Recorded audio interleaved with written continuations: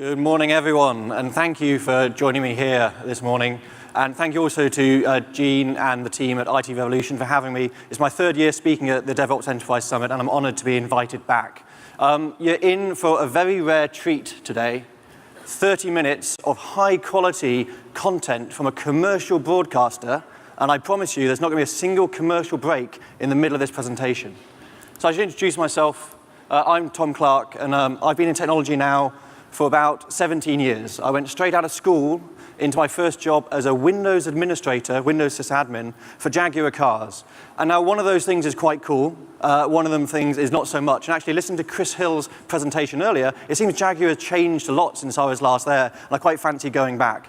After leaving Jaguar, I became a Perl developer, which I know is a kind of a strange transition, and that career took me through lots of different companies, so large and small, across a whole load of different fields. So I've worked for the BBC, I've worked for Siemens, I've worked for Global Radio, I've worked for 3 startup companies, 2 of which were my own, all of which failed, because of course they're startup companies. And then in 2011, I joined ITV, and I joined as an individual contributor. I've worked my way up into the heady heights of management, where I'm now head of Common Platform there. You can see my Twitter handle is up there. Please tweet me. It actually makes my mother really, really proud when you do that. I should talk a little bit about my employer, ITV. So ITV is an integrated producer broadcaster, which basically means we get to make content and then distribute it around the world, around the airwaves as well. It was originally founded in 1955. The British people in the audience will probably remember it as Channel 3 as you were growing up. I, however, didn't, because my parents thought it was far too common and I wasn't allowed to watch it. But we make some absolutely kind of fantastic content, and we are one of the members of the FTSE 100, so actually the Fortune 100 in the UK. We turn over about £3 billion a year, and like I said, we are a commercial broadcaster, which means we have to make a load of really popular content, and we do. Scripted dramas, unscripted reality, and all these kind of different things. They mean that we have millions of people watching our content every single evening, and actually 75% of the ABC One demographic watches an ITV program every night. And those are the ones the advertisers really care about because they're the ones with the money. But actually, we do a lot with very little. We have a £3 billion turnover, but only 5,500 employees. So actually, we do a lot with very little. At ITV, I report to the Director of Infrastructure, and he reports to the CTO, and the CTO reports to the board. So actually, it's quite a flat management structure, which generally means if you have a good idea, or you have the right incriminating photographs, you can get a lot done quite quickly. So I'm here to talk about happy people. And I know what you're thinking, Tom, how am I going to sell people on happy people? That's a nice thing, that's a laudable thing. But how am I actually going to take that into my business? Why is that a good thing? Well, I have a theory that happy people and high performers, there's a link between the two. And I know you could go to your boss and say, I know how to make my team more high performing. And I know it's a bit weird, but it's by making people happy. I also think as well that high performers generally become happy people, and you get into a virtuous infinite loop. So if we kind of agree on that, I think we should probably refresh ourselves on kind of what is good about a high performing team. And when I researched this, I looked and I found no one really has a single definition. Everyone has their own hand-rolled, artisanal, bespoke definition of what a high performing team does. But there are some common traits. So what I did, and like the thousands of people before me, I boiled them down and I came up with my own definition of what a high-performing team is, which I'll take you through now. So, aspects. A high-performing team should be safe. And by that I mean, generally, when you go to the office, you shouldn't be eaten by a lion, a tiger, or a bear. Obviously. But it should be more than that. It's this the psychological safety, the term we've heard mentioned a few times today. It means you should be able to say, I don't know.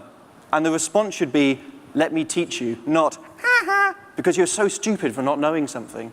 It's also being able to admit that you made a mistake, that you screwed up, and not actually feel that you might get fired as a result of that. I'm sure many of you have, after an incident, you kind of run a root cause analysis. And how often at the end of that root cause analysis does it say, this person screwed up, this person made a mistake, this person pressed the wrong button, and how often is that person fired? So let's flip that around. Think about that mistake as very expensive training. And if you fire that person, you don't get to capitalize on that training, and it's not very good. So you should be thinking more about post-mortems. You should be thinking about What went well? What didn't go so well? Where did we get lucky? How can we kind of change the argument away from actually firing people and actually kind of learning from those things as well? And it's something the medical industry has really got really, really well. They have the whole concept of a near miss. If you're about to inject a patient and you realize at the last minute you're about to make a mistake, you're encouraged to actually talk about that and say, I almost made this mistake. How can we make sure it never gets that far again? So safety is a really, really important aspect of a high-performing team. Awareness.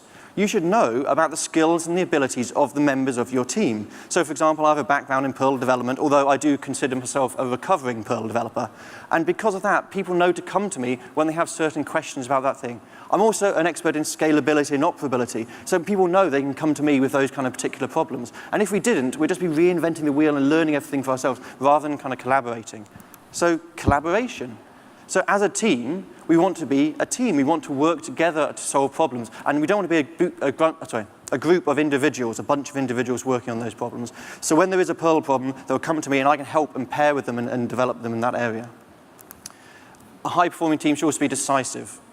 How many of you have sat in a meeting where you're deciding, say, some coding standards, tabs versus spaces, some important things like that, and you're all around and you come to the big decision, you finally made it, high fives all around, you'll go to the bar afterwards to celebrate. And then a week later, you're in a very similar meeting room with a very similar group of people making a very similar, no, in fact, exactly the same decision again. It's like, it's deja vu, it's Groundhog Day. Unless the situation changes, you should kind of stick that decision and move forward. And Amazon had this great disagree but commit but disagree. You can move forward after you kind of come to that decision. So a team should be decisive. They should also be expert. They should produce things that satisfy the requirements really, really well, and they don't need to be redone, because rework costs at least twice as much, obviously, as the work in the first place.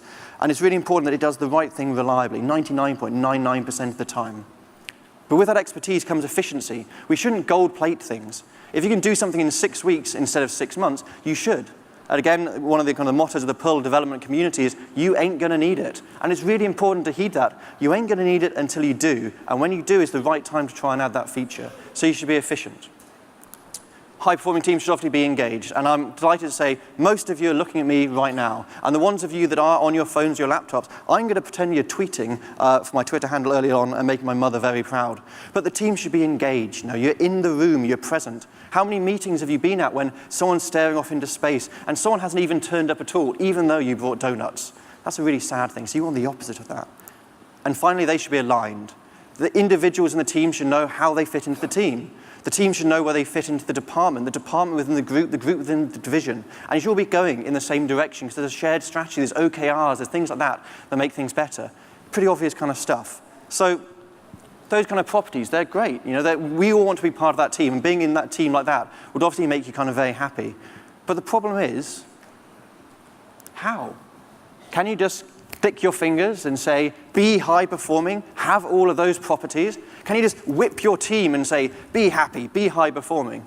Unfortunately, you can't, and I've tried. Well, not the whipping thing, the clicking fingers thing. But I have a theory that high performance and happiness is an emergent property of 3 areas. And rather than trying to strive for kind of high performance, you strive to optimize those 3 areas, and you'll get kind of a happier team. And as a side effect, you'll get high performance. So I'm a bit of a geek, and so I've come up with an equation.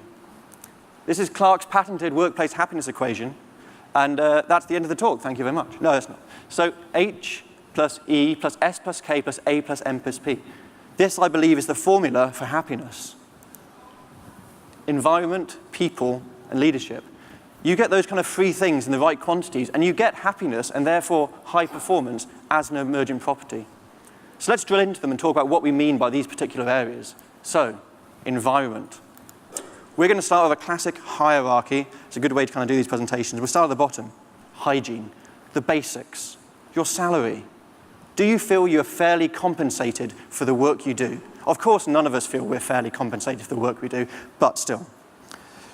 Job security. I don't know about you, but I find it hard to concentrate when I don't know if I'm going to have a job at the end of the month. Another one as well. Your laptop, is it modern? Does it take 15 minutes to start up in the morning? Does it, even worse, take 15 minutes to shut down at the end of the day? Do the printers work? Does the internet work in your office?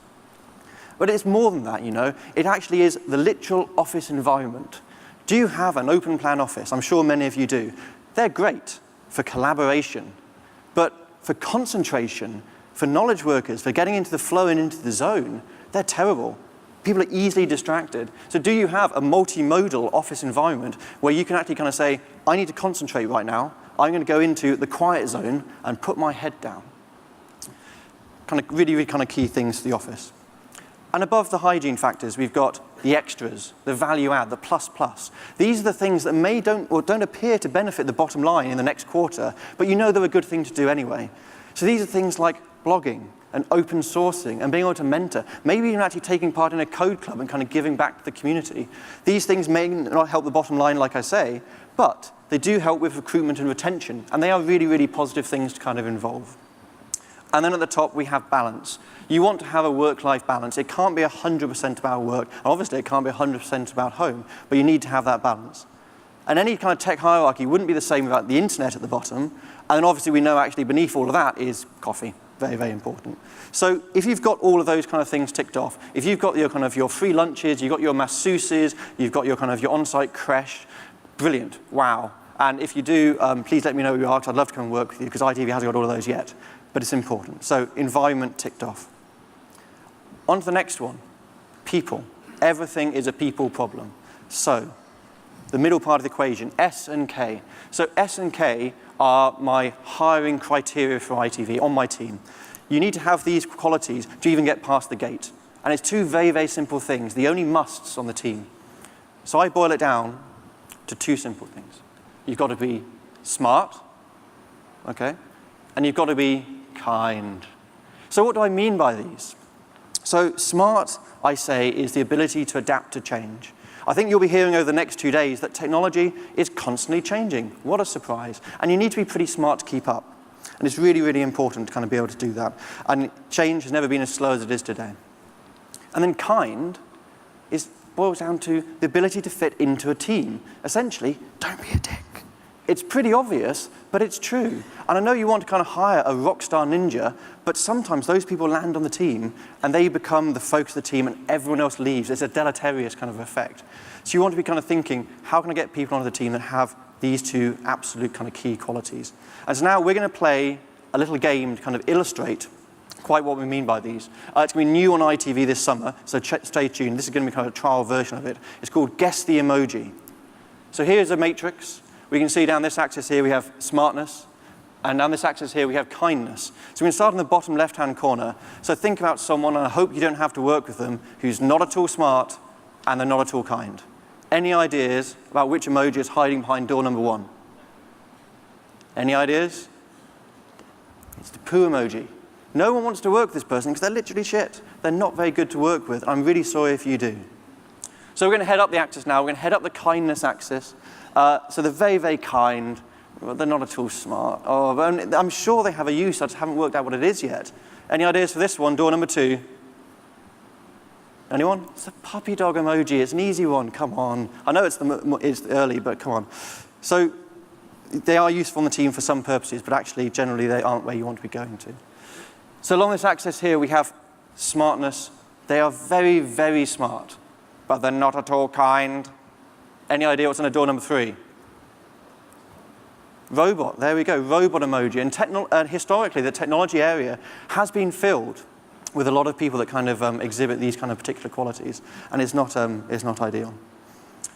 And then finally, top right quadrant, door number 4, smartness and kindness again. These are both qualities that are on a Gaussian distribution, like a bell curve. So it's something that's very rare, multiplied something that's very rare, that makes something that is extraordinarily rare. In fact, you could say it's mythical. So you say it is unicorn emoji. And that's it. Like, they are rare, but they're hard to find. But it is really critical and key. And so as a manager, one of your most important jobs is to build your team. That's going to be your legacy when you move on, the team and the structure you leave behind.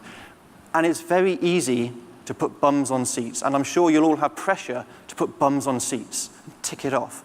It's easy, but it's also weak.